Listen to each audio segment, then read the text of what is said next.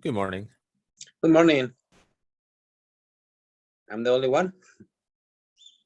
So it would seem so far. So it's I know you guys have busy schedules sometimes. This Yeah. falls to the bottom of the priority. So we'll just wait a couple minutes and we'll see if anybody else is able to show up. So Okay. and if not, I can specialize this to any questions you got about, I worked in the Nashville area. I worked many years ago in the Jacksonville Center. So I may not know the answer for the stuff in the center, but I got some friends I could email and get back to you. Okay. So anyway, we'll just probably wait till like 3 or 4 more minutes. And if not, we'll move this. And if you've got to move out of the class and go, do something for your schedule for work or anything, just let me know. Okay. There's no way I can spend, I'll cover this stuff pretty fast with just one person. Okay. So we'll get you out of here pretty quick if it's a small number. Yeah.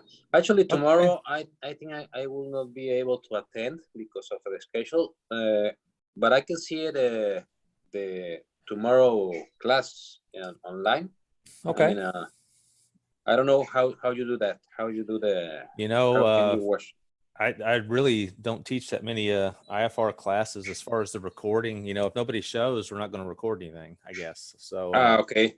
But you can get to the recording through if you I don't know who you guys deal directly with. Is it what's her name? Alicia? Uh-huh. Yeah, you could she could get you a link to the class if you would just send her an email or something. So, but I'll just pause here for a second. We'll see if anybody else shows up, and you just tap out whenever you need to go. So after we go over the stuff.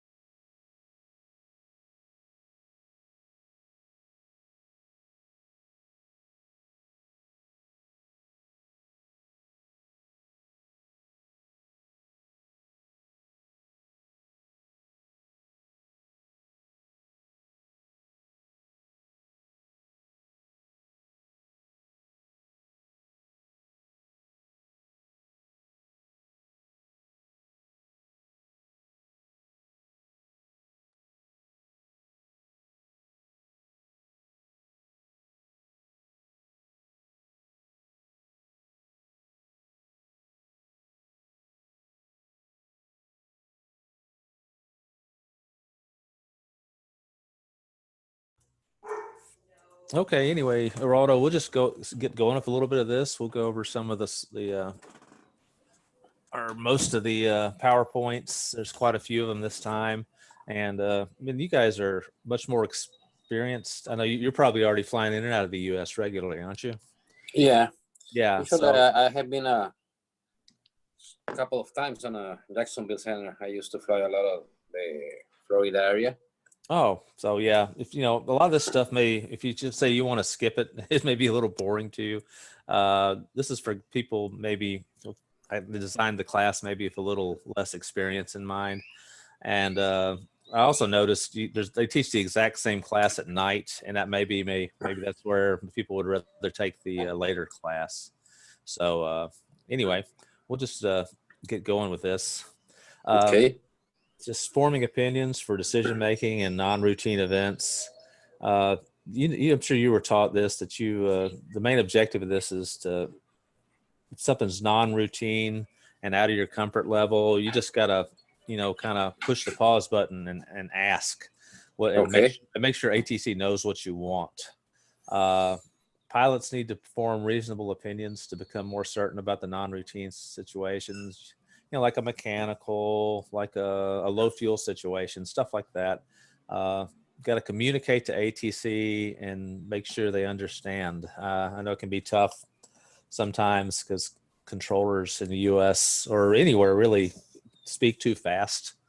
And sometimes like, did he know what I meant? So you got to come back to him and force your way. A little learning sequence. Your call sign, that's aircraft ID, your information, and then the different things that you could do this, you couldn't do this, you may or may not, or must or mustn't. May means maybe, and must means yeah, I can't do this, or I must do this, basically. So you got certain thing. A controller will ask you to do the impossible because I'm a pilot, but it's probably like one in 1,000 controllers is probably actually ever a pilot. And I'm not a real pilot. I just flew little Cessnas, so I'm not like you guys. Yeah, like somebody like you who's super experienced. You're like a weekend pilot. Yeah, I'm not even a weekend pilot anymore. I've let it lapse. I don't do it anymore. But some things are possible, some things aren't possible, and then some things are like a low fuel situation. It must be. Okay, let's see what's going on. This is about the English stuff in here, so we'll go through it pretty quickly because obviously you've got this. Controller, like the airport won't be able to reopen for another hour. It's like, well, we couldn't possibly do this, or basically this means divert. You got to go somewhere else if you're in the air, or if you got to go somewhere else. This is the couldn't possibly thing, man. I'm just going to skip this stuff for you because you got a command of this. Sometimes the controller, you'll see something, and the controller will argue with you. Says, "Oh, it couldn't be a deer. We have deer-proof fences." Well, there's no such thing. They used to argue that at our airport, and so we'd have a deer run across the runway. So all kinds of stuff where you got to report. I know most of the ones you see are probably coyotes. That's they can get through any fence, at least at the airport I worked at. Okay, situations may develop over time.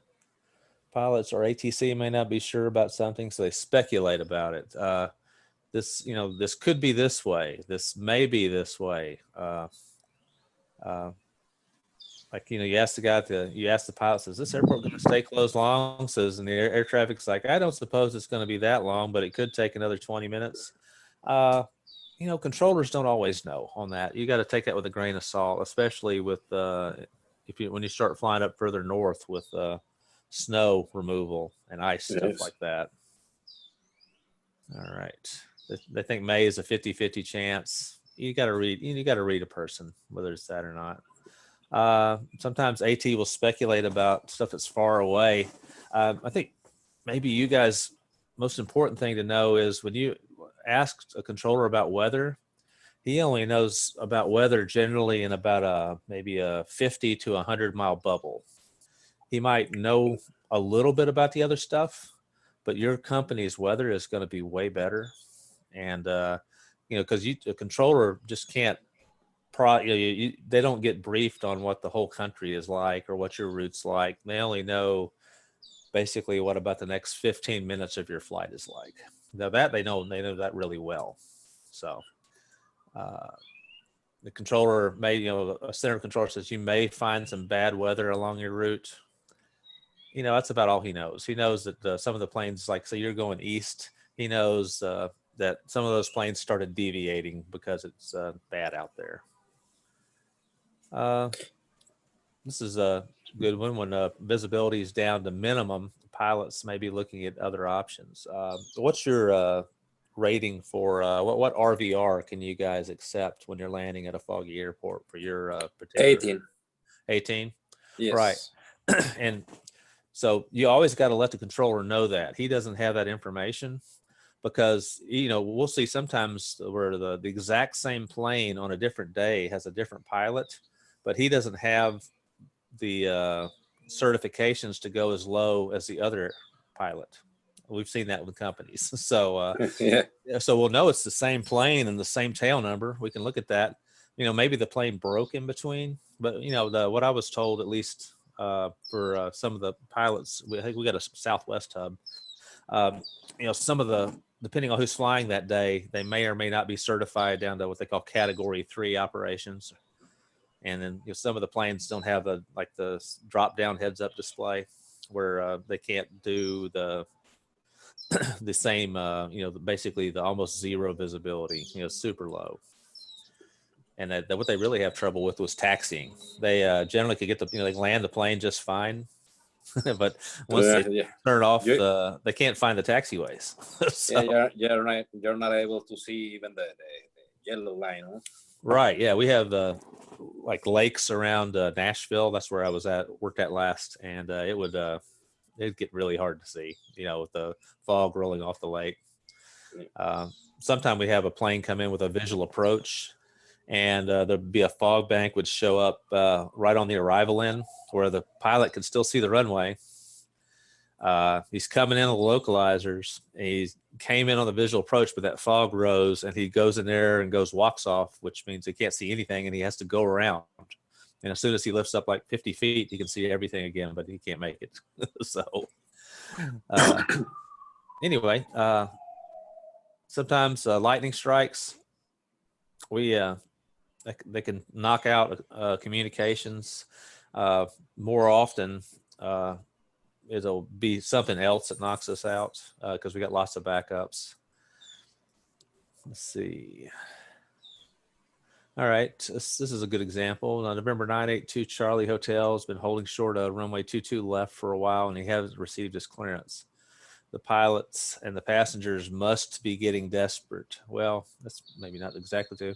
So basically, it can happen is here. You would want to make a call, say, hey, how much longer before we get our departure clearance? You sit there a minute or two, and especially if it gets really quiet, that means maybe one of you guys has lost your radio. Maybe you, maybe the tower, maybe you're on the wrong frequency. That happens a lot. Yes. So sometimes you don't quite get the number dialed in right. Sometimes the controller headsets, they have a little quick disconnect in between the headset and where it clips on for the mic button. Occasionally, that thing will pop loose. So they won't hear anything, and they can't transmit, and I just think everybody's being real quiet, so they don't know. So that's sometimes when you can't get a hold of the controller, like you just go back to ground, says, hey, I can't get the tower. So then they'll say, okay, let me, they'll fix it. And sometimes we'll just lose a whole transmitter. And we have two backups. So we can, if we lose the hardwired transmitter, we got a backup hardwired transmitter, and then we start going to like a portable handheld. So which is pretty lightning resistant. I mean, it's tough to blow out everything. So anyway, English grammar, yours is excellent, man. I don't know. Must and could. Another good word to throw in here says, like it's mandatory. It says we're operationally unable, or we need this for operational purposes. That's like a trump card as a pilot. The controller's not going to argue with that. You might get a delay if you're like needing a runway that's longer for operational to leave, if you're really heavy, or say you're coming in and maybe you got like a asymmetrical flaps where one of your flaps is not behaving, or the slats. You need to let the if they're arguing with you about giving you the long runway, you would say we operationally must have all right, must have this runway for performance, or operationally we require it. And if they get too I guess pissy, I don't know a better word for it, if the controller is arguing with you, says, declare, I know you don't want to declare for emergency, but if they won't give you a runway you need, you may have to declare an emergency. But I know that's the last thing you want to do for your company for paperwork. But yeah, sometimes it's very common when you use the mask for weather, no? We must deviate or And at one point, the controller might tell you I must deviate around this, and the controller says unable, traffic's off your left, and if you're looking into a bunch of red and he's trying to make you go through it, say unable to comply. Deviating to We the. are deviating to the right. Just tell them, look out, here we come. So just remember, controllers can be dumb. So sometimes they're not up there, they're not flying the plane. Sometimes they don't understand maybe, but I think most of them, especially around weather, they know. At least what I did was, you want to make sure you give people different altitudes if at all possible, and that way and ideally in thunderstorms you give them 2,000 feet apart because of updrafts and downdrafts. Yes. And that way you just turn left, go here when able. That guy's 2,000 feet apart from the other planes. It doesn't matter which way either one of them turn, because radar systems are different. They don't always go the same around the same things, because maybe the performance of the radar on the onboard radar is, or just the pilot's tolerance for being in bad weather. Turbulence and yeah. Yeah. So or maybe your CEO is back and you don't want to spill his drink. He's in the back first. He's back in first class, so you don't want to shake him up. So you're going to go way around this weather. So anyway, you must do this. We could do this. I mean, it's like I could do this. May or maybe, and then I could not do this or couldn't. So here we go. Go Here's ahead. a question. The may, Sure. It will be pretty much like if able or something like that. Right. If able, the controller might give you a when able, and the tip was may is like a 50-50 chance. So that controller, more like, it's not going to use that quite as much, I wouldn't think, operationally. So, and it's more like, I would think you would use a phrase like, I'd like to deviate to the left, and when able, go direct to the airport, something like that. But that's sort of the same thing. There may, or the controller asks you, you might go say, I see a break in the weather at your 2 o'clock and 20 miles. Would you like to turn and look at it? And you'd like to say, Roger, we'll turn and look at it. We may be able to go through it. Okay. Right. And sometimes a controller, your airplane sees like almost like a flashlight in front of you, where you got about a 45-degree window on the radar or so. But lots of times, because of where that's at, you can't see a gap that we can see. And then the other way around is sometimes the controllers will see what they think is a gap, and when you look over there, you go, yeah, that's not a gap. So in the weather, so it's all up to you. You have to pick your own way through that for safety. We got a scenario here. Let's see what's going on with that. That's actually on the next thing. Let me see. What did that say? Sorry. Oh, okay. Yeah. So they got it split up into two.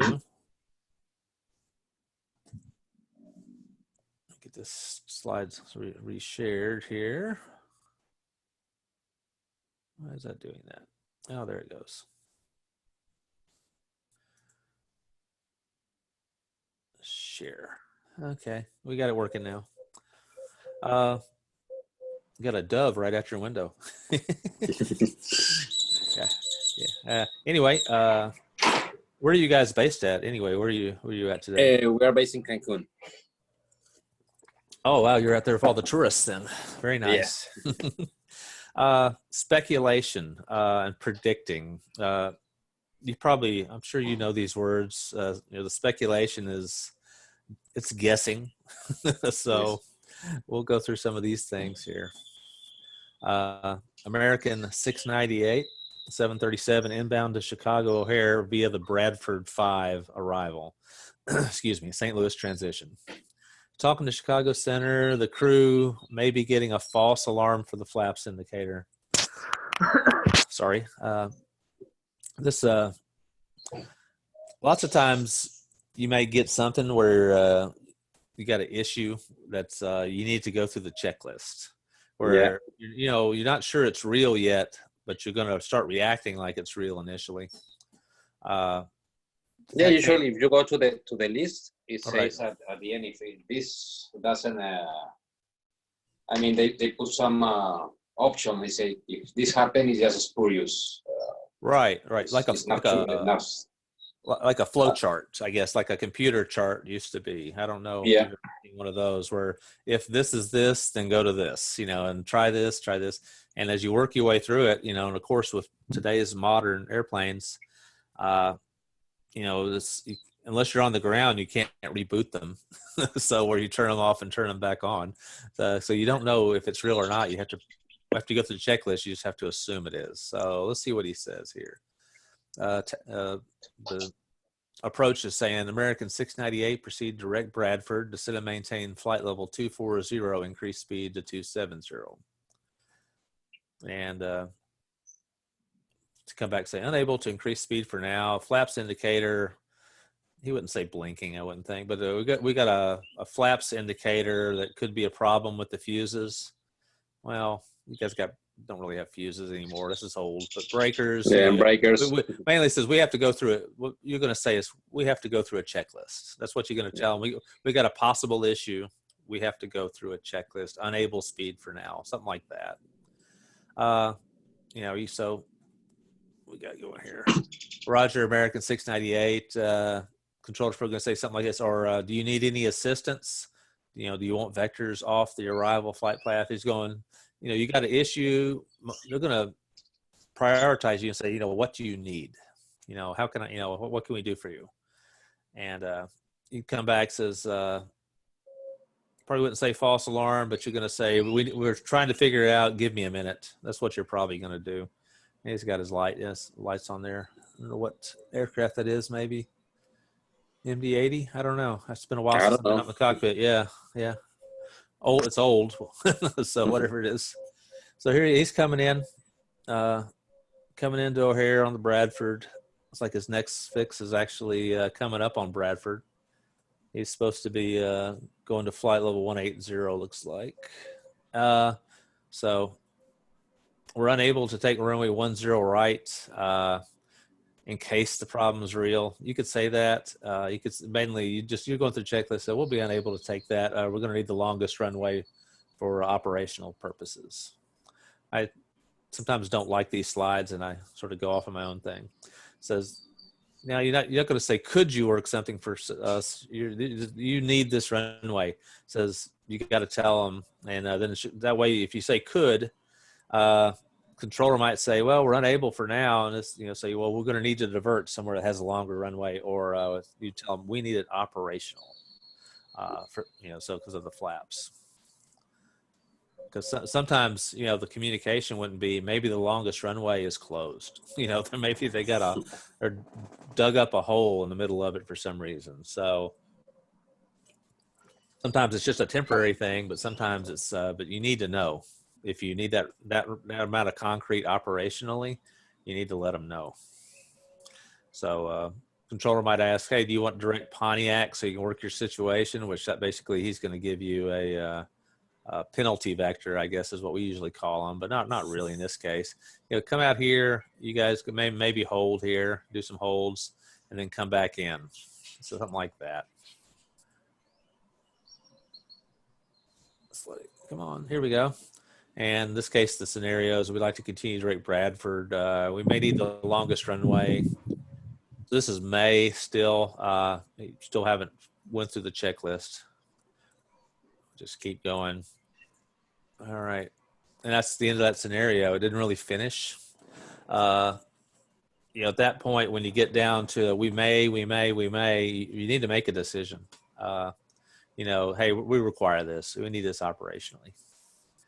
Another scenario, Delta 4594 75 is inbound to New York via the Rober 1 Kennebunk port, or just Kennebunk transition, and talking to Boston Center. Bad weather. We talked about that earlier. Let's go back over that a little bit again. You can see here, sometimes these things are moving.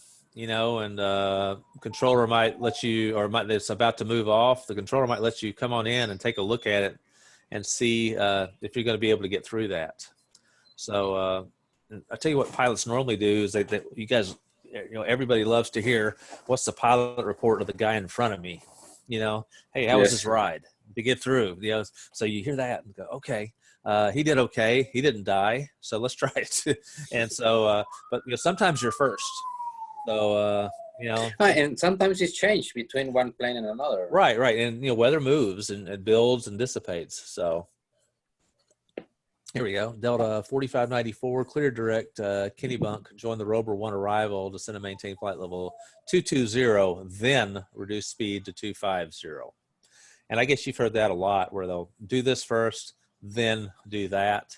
I know that's hard for some of the low time guys, but you sound like you got a lot of time. So, but I know when we would get some of the really low regional jet pilots come in, and this one company, man, they were, some of these guys would start off in the right seat with like 250 hours, just not much. And, before they had been flying, like twin turboprops, and all of a sudden they're thrown into this. So sometimes we had trouble with that. Anyway, we'll move on. It's just a story. Roger, direct Kennebunk, join the Rover 1 arrival, descend and maintain flight level 220, then slow to 250, Delta 4594. Delta 4594, flight heading 270, vector around weather. Expect direct parch. There may be turbulence along your route. So this is, we'll go back one. He's going to send him direct. Parch. Yeah, parch. Where is parch? There it is. Take him off here and have him rejoin here. So you grab your chart. You do this all the time, man. I had to go look it up. So you probably saw that from the beginning. So he's probably thinking maybe the weather's moving to the east, so he's going to take you on the west. Or everybody else in front of you was doing real well with this. So he's going to bring you that way. So let's keep going. Roger, heading 270, expect parch, and we'll be alert for turbulence, Delta 4594. Now, you got to watch for bumps. But you've been assigned a speed. So sometimes you have to disregard the speed if he's starts getting bumpy, or, this gets a pilot report ahead, say, hey, this guy had, moderate turbulence at, say, 230. You're going to probably go ahead and say, hey, we'd like to go ahead and slow down for the turbulence because, obviously it's better to go through it slowly. So minutes later, we're looking at our radar and we could avoid all the turbulence. Well, this is just a bad slide. You can't see turbulence on the radar. Yes. So what I think maybe he's saying, he's looking at if you're looking at a bunch of buildups out the window, that's one thing we never know about. We can't, that's a visual thing. Our radar doesn't work on clouds and the clouds building up from I can't think of the term for it. The temperature. Yeah, like cumulus. The radar we have it sends some turbulence predictions. I mean, it's not that it's sensing or something, but it put a lot of red dots when the system thinks might be turbulence on that area. Right. Okay. See, we don't have that. That's just something that I think a ground-based radar is probably not capable of, or maybe just didn't spend the money on it. I don't know, but we're not that sophisticated, and they're not going to argue with you much unless you got traffic. Then they might change your altitude. Delta 4594, Roger, clear direct Calverton. So trying a different way to go, he's going to go all the way over here instead. So you just stay out of it like this. Another scenario. It's a A380. Man, these things are a mess. I've only been retired about a year and I only worked one of these guys. I know they have a 20-mile weight turbulence separation. We have to keep stuff 20 miles behind them. But in the right conditions, they can even damage aircraft 20 miles back. It's happened once in Europe, and I think it's happened once again somewhere else, where they kept the legal separation, and I think it was a Falcon jet, like one of those three engine Falcon business jets.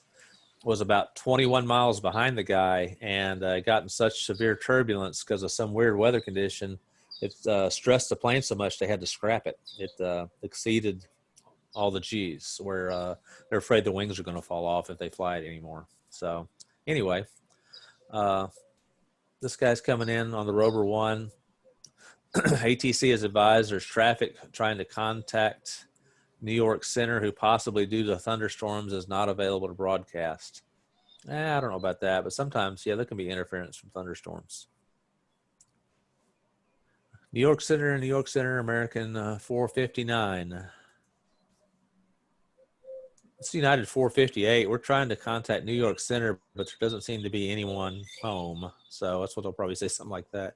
Yeah, we tried several times, American 459. Later, Singapore Airlines is able to talk to another facility. The Singapore 5837, we were unable to contact New York Center with the frequency, but we did hear the other aircraft. So anyway, you guys sometimes have to talk amongst yourself. The best thing is to go back to your previous frequency. Hey, we tried to talk to these guys, nobody home. Is it this frequency? You know, and sometimes you wrote down the wrong frequency or heard the wrong frequency. Sometimes something just broke. So these things happen. We'll just keep moving through this. You fly. Storms generally don't interfere much with our communications. Have you ever experienced that much? It's more like static. I mean, if there's a lot of energy on the weather, it's just start hitting a lot of static, and maybe it gets difficult to hear what the ATC is saying. Right. I know. I did some international flights up in the cockpit years back, and they had to use this is before satellite communications, and they had to use was it UHF? I don't know. They had almost like the old shortwave radios. They had like a very different frequency set to try to talk all the way across the ocean. And if there was a storm out there, it didn't work at all. But sometimes it would work where they could check in with the flight service stations on Greenland. They would do these crazy things to try to give position reports. But back then was before there was any real. There's no radar out over the ocean. There's no back then there was nothing. You're pretty much not talking to anybody.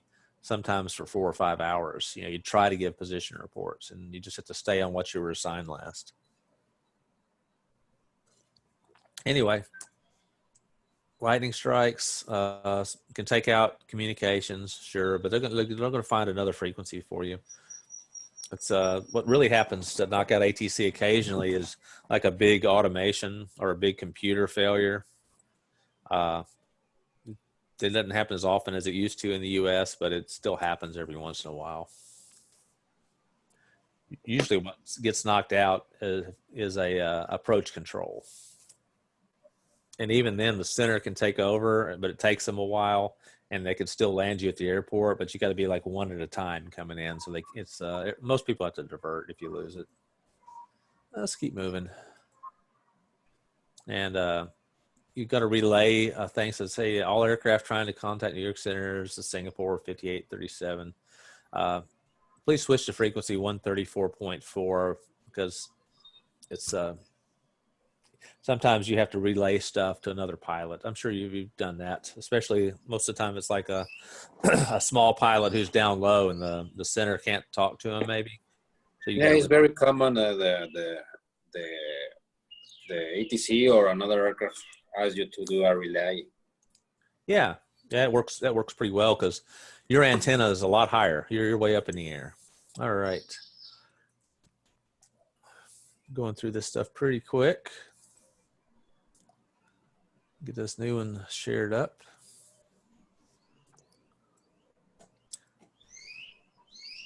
All right. Back to these same points. Must be, maybe, could be or couldn't be, could possibly be or couldn't possibly be, or just unable. These are pretty much the same thing. Could possibly or could be, they mean about the same thing. So let's see what's going on here. Delta 929, you have traffic, 11 o'clock, 2 miles, report of in sight. Delta 929, Roger looking. The pilot command to the second command says, I don't see him. Do you see him? How would you say this? How would you fill in these two blanks from those? Like, could be, maybe. There's lots of ways you could say that. I think he could be in the clouds. Yeah. You got this, man. Must be. Yeah, well, this means the same thing. So we'll move on. Mexico, there could be a problem with the ILS. We're not receiving it. There may be a problem. There might be a problem. There's a lot of things you could say. Could be, in this case, is what they chose. Fuel stuff, man. This is stuff they're real picky about, especially for foreign language pilots, because there was a case many years ago. I can't remember the airline. I remember, maybe, I don't think it was Aeromexico. Maybe it's why they had to fly there. Maybe it was, where he ended up running out of fuel because he didn't ever declare a fuel emergency, and it was sort of a language barrier thing, where there was a case in New York, no, from with an Avianca. That's what it was. Yeah. You know it better than me. So they always like to go over this again. And it just goes to show the other thing. It also, just because you tell one controller and you get shipped over to the next controller, sometimes the next controller didn't get the information. So like you would want to check on, like, you're told, hey, we're critical fuel. You would check on with the next controller. This is, I guess you guys are, Viva or Via? Is that your call sign? It's air enlaces. Okay, there you go. I got the wrong memo on that. You check on with that and say the next controller, even though the other controller says, yeah, we're checking on with you with critical fuel. We need to shortest route to the airport. Something like, make sure they know.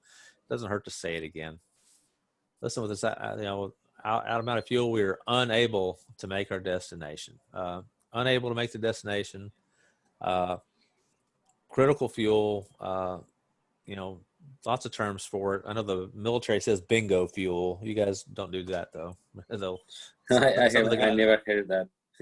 That's what they call bingo fuel when they have to return to their station or the nearest airport. So anyway, let's try this little thing here. American 874 is now with you.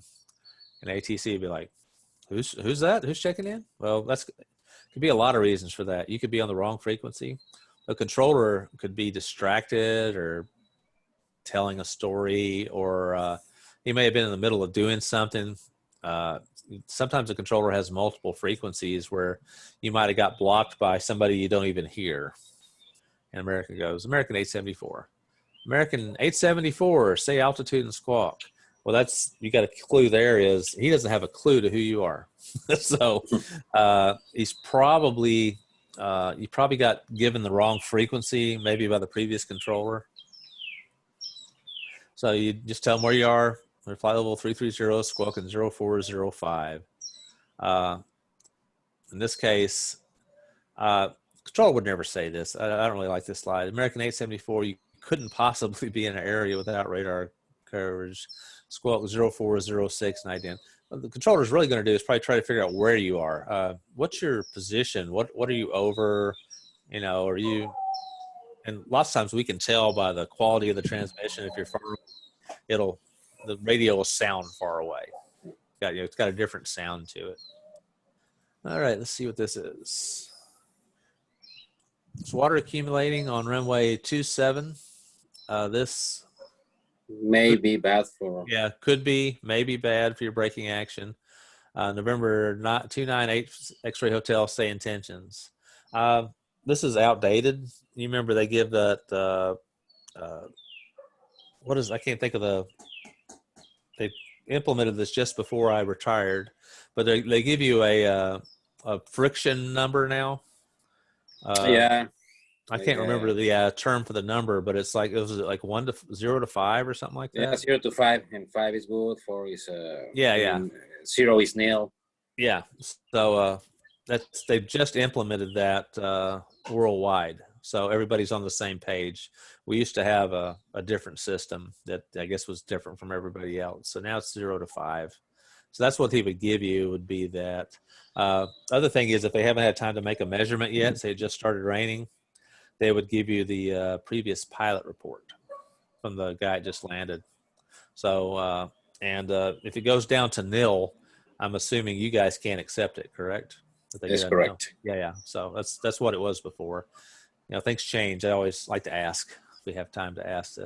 This could be bad. Yeah, this is not super realistic. Let's go on. Pilot, how long did you say it's been raining? Rain is stopping now. Can you accept runway 27? Also, a question you probably wouldn't ask, maybe. You just want to know if that previous aircraft made the approach. How was his ride? How was his braking? That's the kind of thing you're going to ask, probably. Say negative visibility, still very low, and runway 27. How would you probably pick one of these? Probably. You can put must be slippery. Yeah, must be, maybe, could be. Any of those work. You don't want that runway. I mean, unless you're going into I don't know where else you guys go beside the States. I can't imagine an airport this unequipped. So, this might be like if you're going into a uncontrolled airport, maybe. You guys generally probably don't do much of that. No, we don't. Yeah, you might. I don't know. We had a big airport that only stayed open till 10 p.m. To 2200 local, and we'd still have airline type aircraft go in there after the tower closed, but we still had some weather there, and sometimes they would even pay the overtime depending on the regulations to get a controller to stay there. If a plane was going to be late, they would actually pay the private control towers to come in late. I used to fly executive jets, and it's very common. No? I went to South Bend, Indiana once that they closed, so you're just controlled by the approach, and right. But you have to turn on the lights with the PTT and everything. Right. And right. once you're on ground, you just call them and tell them that you're on ground. No? Right. And you're going to go over to common traffic and just announce like you're entering the pattern back from your training days. So, and hopefully, it's always a little, I guess, a little more interesting. You got to definitely look out the window more. Make sure everything's good. Oh, but okay, the same. No, they have some hours that they don't have tower. Oh, you do? Okay. Yeah. So I know not everywhere has one, depending on where you're going into. But your company always sets those regulations, usually depending on their insurance, what their insurance wants them to do. ATC, do you have the helicopter in sight? Negative. We lost contact. Do you still have it on radar? ATC is negative. Well, helicopters land sometimes. It may be flying below my radar coverage, or it could be. You could say that, but usually, maybe. Yeah. United 983, we're going to Terminal 2. So it looks like to them. Can't see. Lots of times unless an airport has a ground tower, they can't see very well in the the terminal areas. That's why they go the ramp's uncontrolled. That means we have no idea what's going on over there. Is what that really means. Thanks. This guy's let me check about gates available at the terminal. Stand by. Ramp tower is going to take care of this. Air traffic is never going to set your terminal. This is unrealistic. What it might be is as you're going to Terminal 2 and the controller that works, the ground controller works there, he knows United never parks at Terminal 2. They always go to Terminal 3.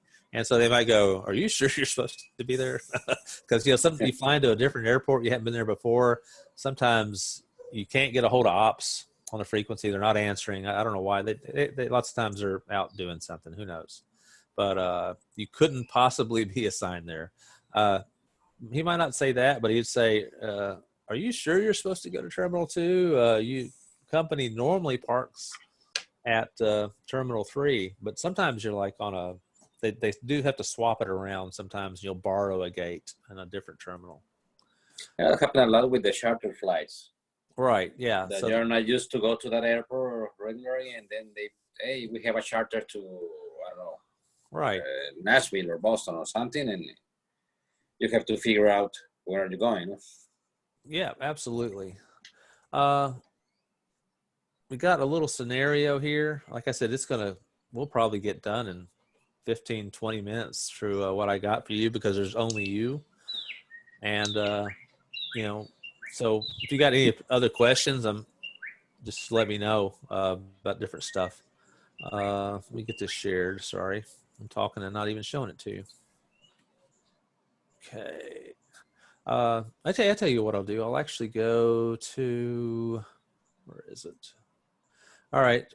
I'll look at that in a second. Sorry. We'll just sort of go over what we would do, because I don't have enough planes to really add into this to make it realistic, because otherwise it's just you alone. What we're supposed to do here is we're supposed to talk about some turbulence and coming off the things. We've already been over some of this stuff where we've talked about that as far as you diverting. There's some of the exchanges we were talking about. Question here, like you'd be going, we're concerned there could be severe turbulence ahead, or do you have any pilot reports? We went over that. That's your best tool for turbulence on the arrival. In your company, you're showing, you said you had like little red dots, right? That pop up. Yes, but it's not I mean, it's not very trusting. Sometimes it works, sometimes it doesn't. Yes, a predictive. Right, but it still gets your attention. So yes, you want to do that. So in this case, you do something like, how would you say from your airline, say you're looking at something on the arrival and you look out the window and you see some thermal activity where the clouds are blowing up, and you look at your system and you see a bunch of red dots in that.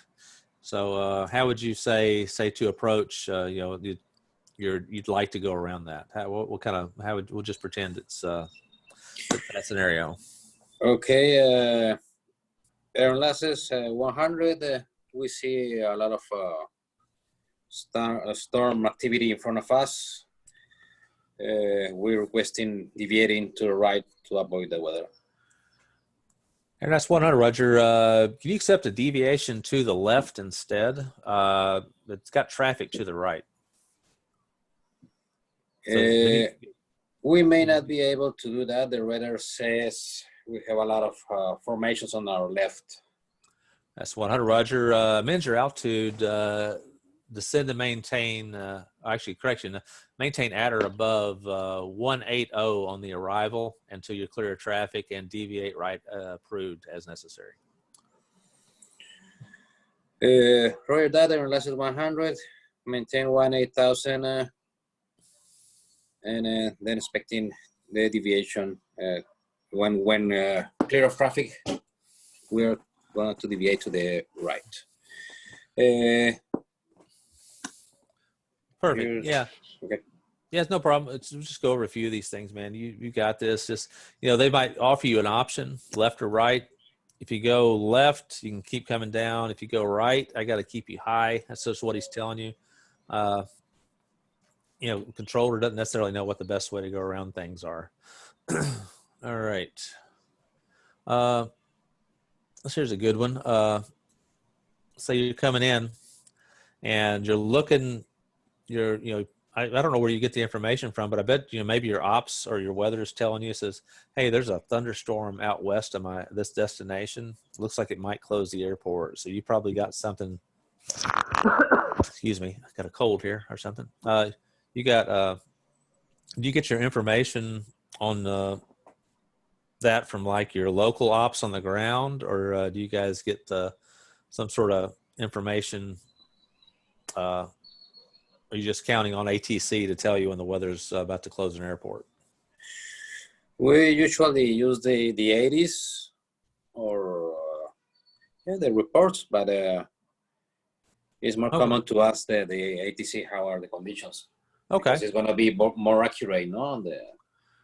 Yeah, that hour. I know some people their dispatch will has got like a big screen, and there's a guy somewhere. It's like he's watching, what the weather is, where you're going, and they might see a scene where like, man, there's a big line of weather about to come through here, and they'd send a message from dispatch. But that's okay if you guys don't have that. So you'd say something like, we're going to proceed inbound to Bradley. We're concerned the airport may close due to the snowstorm.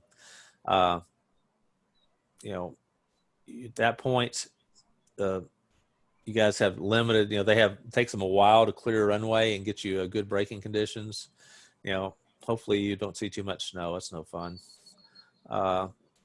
This is the same thing we saw earlier about there's a failure indication. Yeah, you'd probably tell them what it was. You probably wouldn't tell them this. We need to go through some checklists. That means the same thing. We want to run a few tests. Give us vectors or a hold on a block of airspace.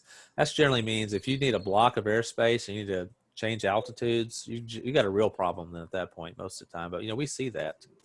So just inform ATC where you are, what altitude you're at. Tell them your instruments are showing a problem. We need to go run a few tests. Sometimes you might just want a vector to hold in a block of airspace and do some checks. Most of the time when you want to hold in a block of airspace and do some checks, it might be a gear problem where you're going through a bunch of stuff, trying to cycle it. Generally, probably not on a modern plane like what you're flying as much. But yeah, if it's coming down to the point where you're not sure the gear is down, you're going to take a lot of time to figure that out and see if there's a way to, obviously you got different ways to manually get it down to a certain extent. Yeah, now in these modern planes, you don't see like the old ones that you have to put some G's on it to see if the gears goes down. Right. Most of the time it's like the indicator's not indicating that you can do that.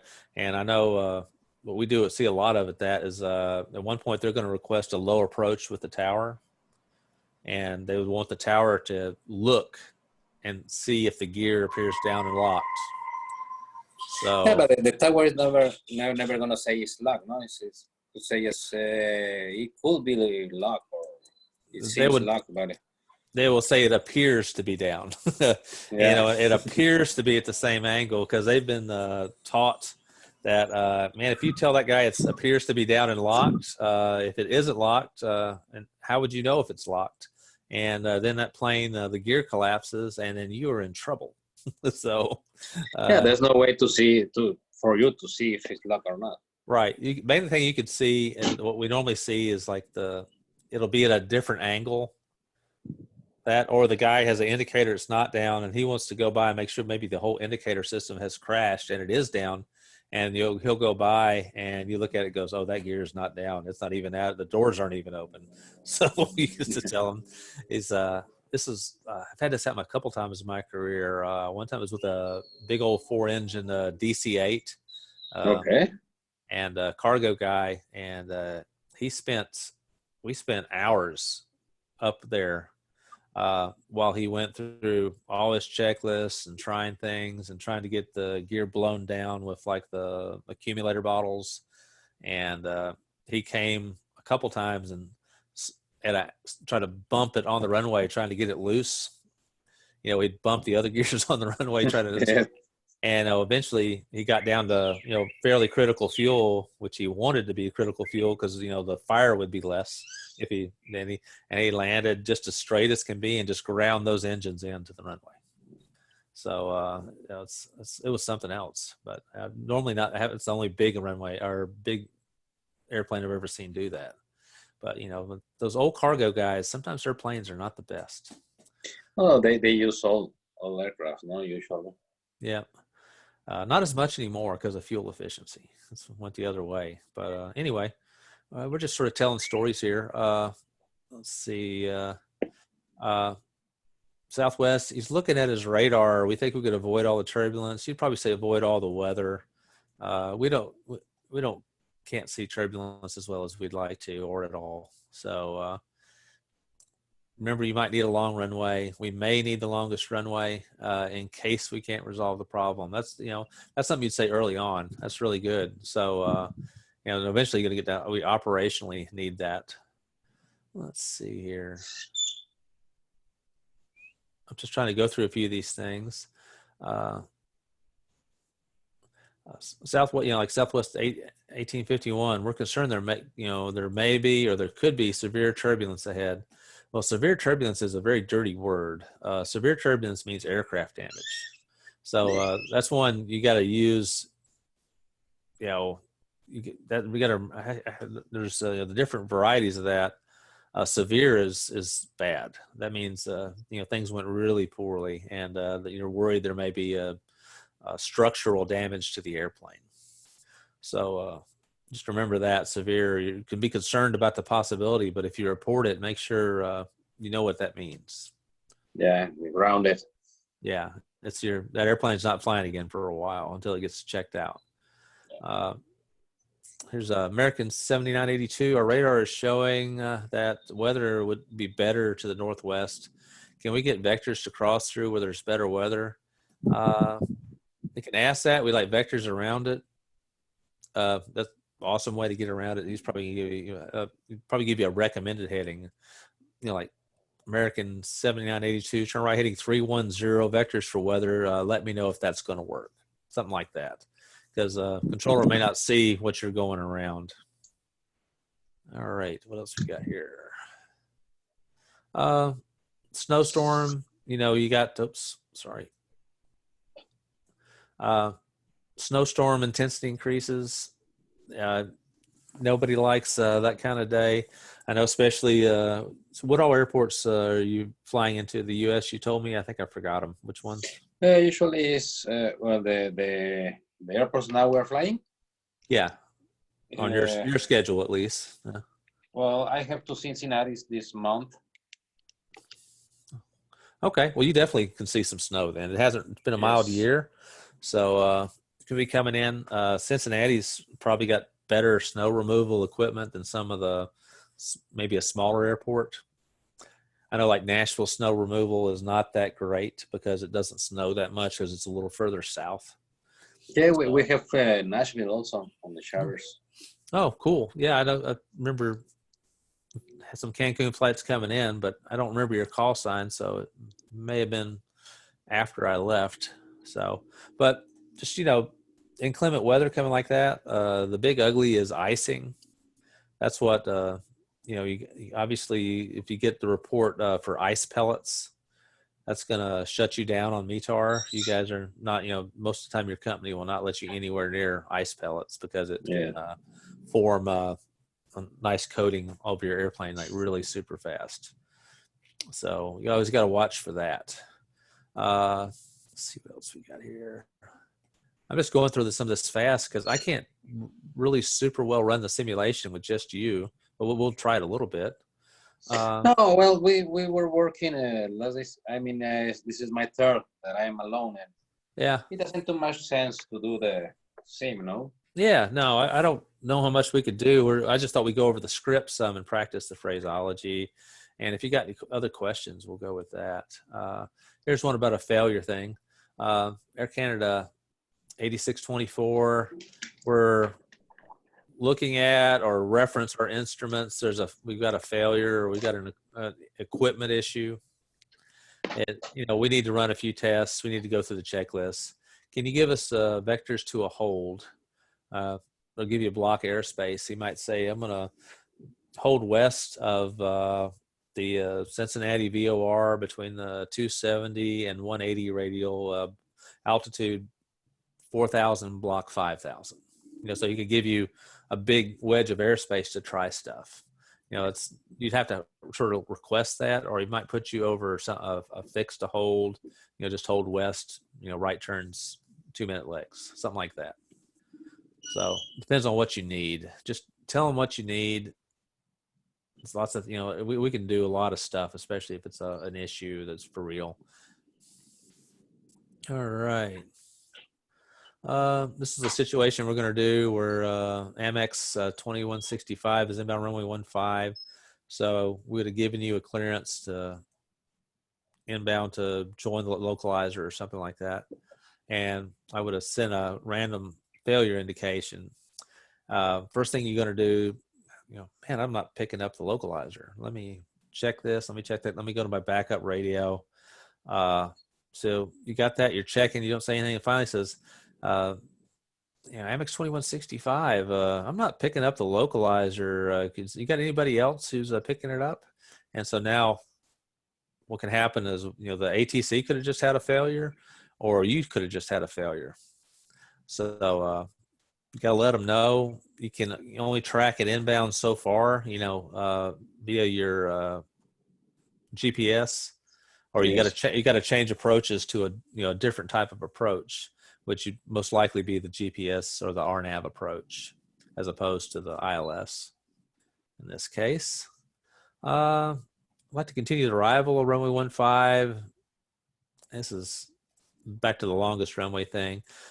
This might be a case where it's not too many of these left, but if your ILS isn't working or having issues with it, there's a few of the runways, not all of them have GPS at one point, but now they've pretty much published them all, where you'd want to change to the VOR maybe, or just a localizer or something. I don't know. Right. Yeah. Just if there's an unpublished, the VOR approaches, if they're still good, the VOR approaches are not, man, I bet you're pretty rusty at those by now. You probably don't do them real often, do you? No, not really. Here in Mexico, they're still working on some airports. Oh, okay. I didn't know. I figured they'd had a GPS style approach published by then. I know in the U.S., that RNAV Zulu approach, they were all over that because it saves gas. A lot of the big airlines like Southwest and some of the regionals are just doing that, because they'll come in like an arc with the throttles to idle. Mm-hmm. Like here's the runway, and they're on the downwind, and they'll turn the throttles off about midfield, and the computer will just fly the plane like this, descending, and they never touch the idle again. And then on short final, they're still there. They're idle, hadn't used much gas at all, and they land. So, but the book, the people who are paying for the fuel love that. So, yes. But it's obviously not as fun for you to fly. So there's that. People forget how to fly the plane. What else we hear? Might get a report. Southwest 506, continue inbound the approach. Previous aircraft on the arrival reported moderate turbulence reported by 737. Something like that. You go, ooh, I don't like moderate turbulence. Acknowledge, say, yeah, we're going to be on alert for that, or might give some kind of readback like, yes, Southwest 506, we'd like to stay a little bit high on the arrival and try to avoid some of that turbulence, or we'd like a vector away, something like that. You can come off the arrival if you need to. This is what this said. Just we're looking at a radar. We think we could avoid all the turbulence by going north and then west. So, that point says Southwest, you give them a new clearance. Says proceed north, maintain flight level 180. Expect vectors to rejoin at a point, wherever. All right, that's over that. Let's see what else I got going on here. We were going to do over the Bradley. It's sort of sideways, so it's hard to see, but you just want vectors to go around some of that stuff. Let me go back to, okay, this is the other script I had. We'll go over this, man. I'll probably let you go about your day after this unless you got any questions. Okay. Biggest thing is, this is guy checks on Southwest 1851, like, where are you? What's your altitude? Usually it's a frequency problem. You're talking to the wrong guy. He didn't get a handoff for you. That's what we call it when we take your identification tag and all the information of where you're going. It's like a flashing video game. It'll just flash Southwest 1851 in bright letters, and we'll take that. So then we'd be expecting you. Here's a question. Here's something. United 2408, you're experiencing severe turbulence. Man, severe turbulence. We're going to do everything we can. That's right up with a flight, you know, right out with declaring an emergency. But moderate turbulence, we're going to start trying to get you solutions, but it's not going to be quick. You know, severe turbulence means you can't even hold your altitude. You're you're unable to control the airplane.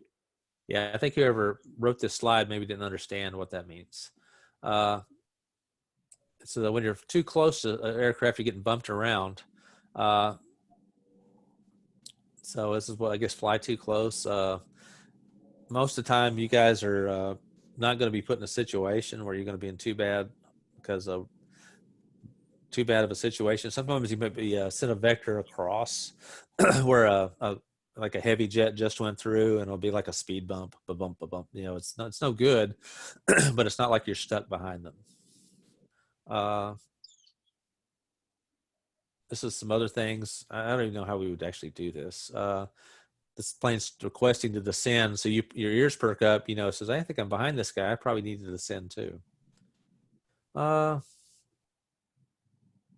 And I don't know. I don't see a whole lot of things I can do here with this. This is would have been something purely simulator.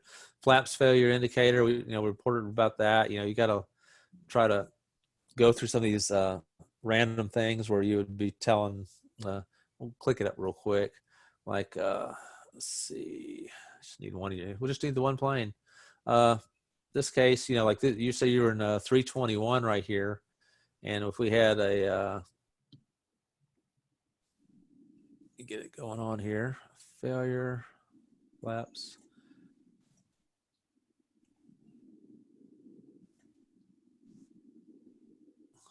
Let's see, there it goes.